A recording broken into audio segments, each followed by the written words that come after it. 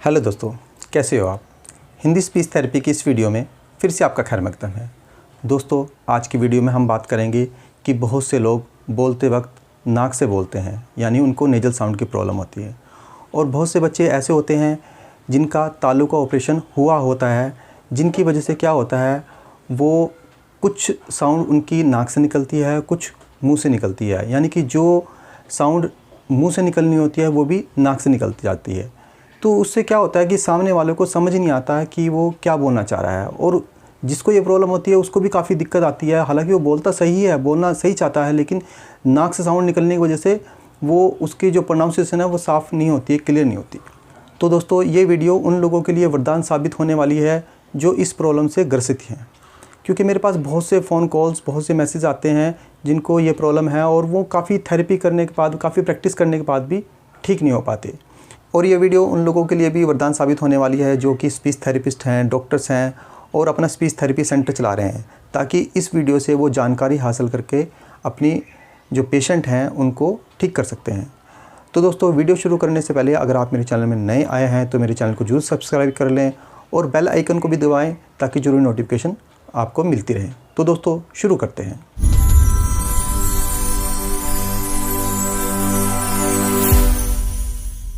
दोस्तों, वीडियो शुरू करने से पहले मैं आपको बताना चाहूँगा, जब हम बोलते हैं तो हमारे कुछ साउंड नाक से निकलते हैं और कुछ साउंड मुंह से निकलते हैं।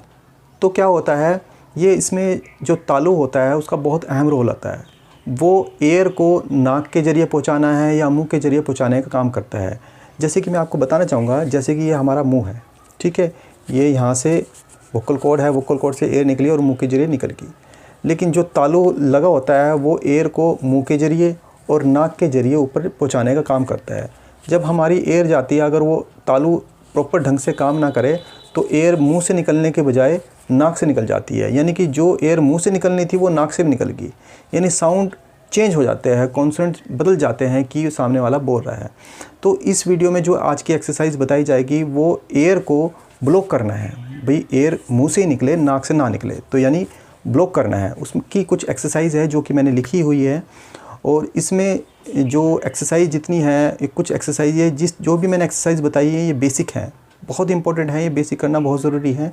इसके साथ साथ जो हकलाने वाले बच्चे भी होते हैं उनके लिए भी बहुत फ़ायदेमंद होने वाली है ये वाली चीज़। तो अगर आप ये बेसिक करेंगे तो आपकी ये प्रॉब्लम बहुत ही जल्द ठीक हो जाएगी। और ये तकरीबन मैंने 15 के करीब एक्सरसाइज लिखी हैं, मेन एक्सरसाइज लिखी हैं जो कि बहुत ज़रूरी है। तो दोस्तों, सबसे पहले एक्सरसाइज है कि आपने साउंड को प्रोड्यूस करना है गले से, मुंह से और नाक से। कैसे? जैसे अ प्रोनाउंस करना है, जैसे अ अ अ अ अ अ। आप हाथ भी लगा सकते हो, ठीक है, और साउंड गले से बोलने हैं आपको। ए ए ए अ अ अ अ अ अ अ अ। इस तरह आप गले से इसको प्रोड्यूस करो 10 बार, 20 बार, ठीक है। फिर आपको प्रोड्यूस करनी है मुंह से, जैसे फ फ फ। इसमें आपकी एयर भी बाहर निकलनी चाहिए। जैसे कि मैं बोल रहा हूँ, आप ध्यान सुनिए, फ फ फ। ये मैं प बोलने की कोशिश कर रहा हूँ, लेकिन साथ में साउंड, साथ में एयर भी निकाल रहा हूँ। फ फ फ फ फ फ। इसके बाद नोज से फ फ फ फ फ फ। दोबारा से देखिए, फ फ फ फ फ फ फ फ फ फ फ फ। इस तरह आप 10 बार, 20 बार, 30 बार इस एक्सरसाइज को कर सकते हैं। दोस्तों, जो भी मैं आपको एक्सरसाइज बता रहा हूँ वो एयर को मुंह के ज़रिए निकालने की है। इसी तरह जो दूसरी एक्सरसाइज है उसमें क्या है, उसमें भी एयर मुंह से निकालनी है और कॉन्सोनेंट को प्रोनाउंस करना है, बोलना है। जैसे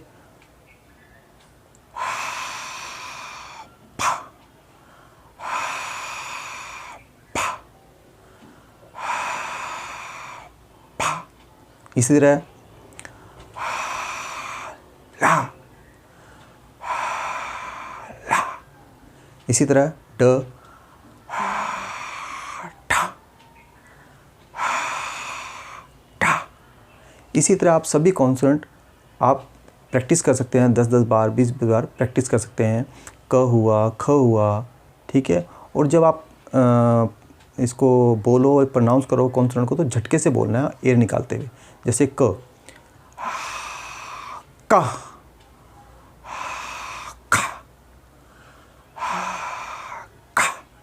ठीक है। इस तरह से आपको प्रैक्टिस करनी है।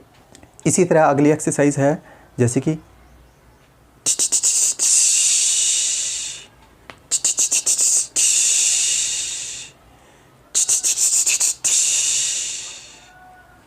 अगली एक्सरसाइज में सी की आवाज़ निकालनी है और वो सी की आवाज़ 3 बार निकालनी है, 3 टाइम्स आपको सी की आवाज़ निकालनी है। जैसे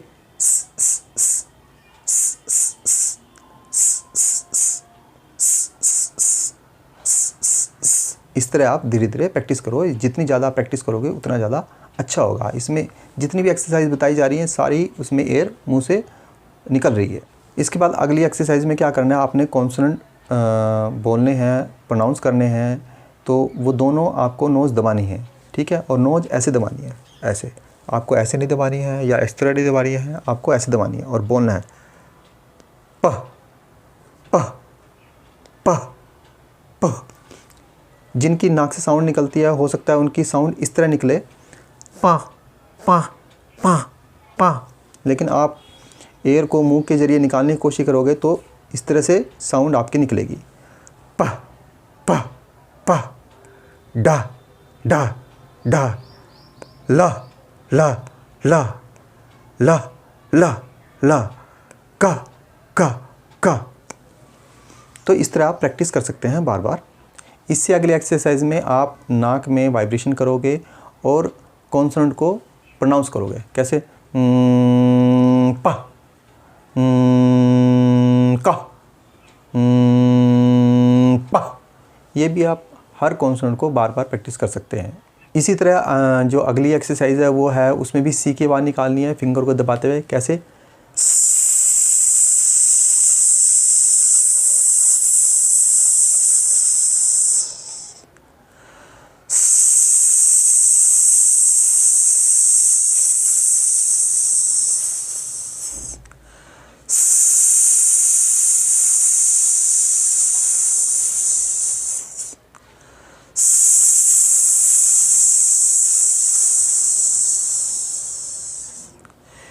इसमें देखा ऐसे प्रोनाउंस करना है जैसे हम सीटी बजा रहे हैं और सी की आवाज़ निकाल रहे हैं। इसमें जो एयर आती है वो ब्लॉक होके आती है और जो सी की आवाज़ निकालनी है वो लंबी निकालनी है। जितनी आपकी सांस है, जितनी लंबी आप खींच सकते हो उतना ज़्यादा अच्छा होगा, क्योंकि इसमें सारी एयर मुंह से निकलनी है। इसी तरह अगली एक्सरसाइज भी सी की है, इसमें भी सी निकालनी है। कैसे,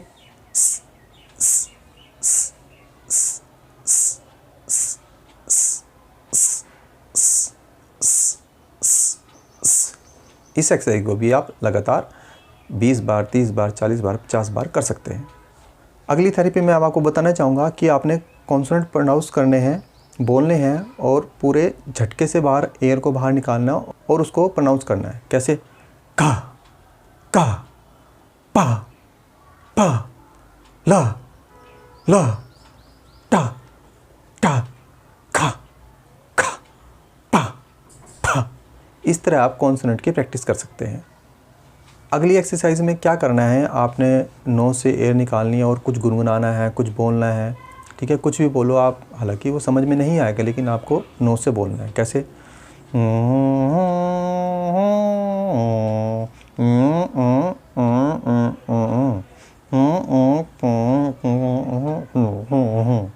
मैं इसमें कुछ शब्द बोल रहा हूँ, कुछ सेंटेंसेस बोल रहा हूँ, तो आप इस तरह से बोलें और प्रैक्टिस करें।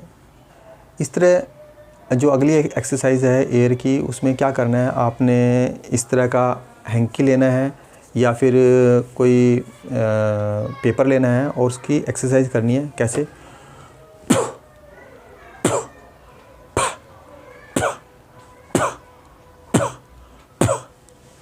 इस तरह आप बार बार प्रैक्टिस कर सकते हैं और एयर पूरी उड़नी चाहिए। जितनी ज़्यादा एयर का प्रेशर बनेगा उतना अच्छा रहेगा। इसी तरह आप पीस ऑफ पेपर, एक कागज़ का टुकड़ा लोगे इस तरह का और उसको उड़ाओगे फूंक मार के पूरे प्रेशर से,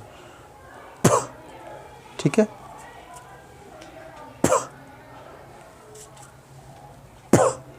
इस तरह आप बार बार इसको उड़ा सकते हो और जितना ज़्यादा प्रेशर होगा उतना ज़्यादा अच्छा होगा। जैसे कि मैं और भी ज़्यादा प्रेशर से करता हूँ, जैसे कि फुल प्रेशर से वो उड़ रहा है।